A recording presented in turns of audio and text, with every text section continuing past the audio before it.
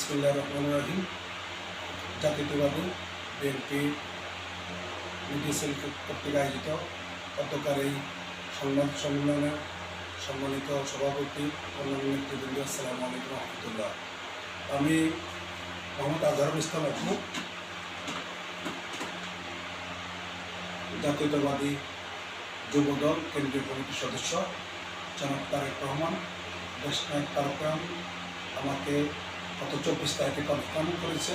এরই ভিত্তিতে গত 25 তারিখে পোলো গ্রাউন্ড মাঠে বিশাল যে জনসভা পরিণত হয়েছে। উক্ত জনসভা এবং জনসমুদ্রে আমি আইন শৃঙ্খলা বাহিনীর সাথে স্টেজের দায়িত্বরত ছিলাম এবং জনসমুদ্রে কানায় কানায় পরিপূর্ণ হয়ে গেছে। ধানের শীর্ষের বিজয় মানে গণতন্ত্রের বিজয়,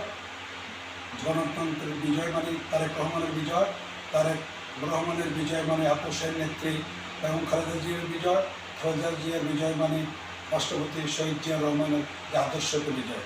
আমরা যে আদর্শ এবং যে সত্যকে লালন করতেছি, যদি এই আদর্শ এবং একে লালিত হয় আল্লাহর বিধান এবং আল্লাহর বিধান অনুযায়ী কোরআন হাদিসের আলোকে আমরা যদি দেশ পরিচালনা করতে পারি, আগামী 12 তারিখে ধানের শেষে ভোট দিয়ে তারেক রহমানের হাত থেকে শক্তিশালী করবেন এবং জাতীয়তাবাদী শক্তিশালী করবেন।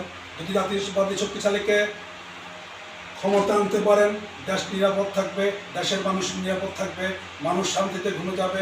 তারেক রহমানের 2টা বার্তা। 1 নম্বর বার্তা হচ্ছে দেশের আইন শৃঙ্খলা পরিবর্তন করা, 2 নম্বর বার্তা হচ্ছে যে মানুষকে দারিদ্র মুসলিম থেকে দূর করা।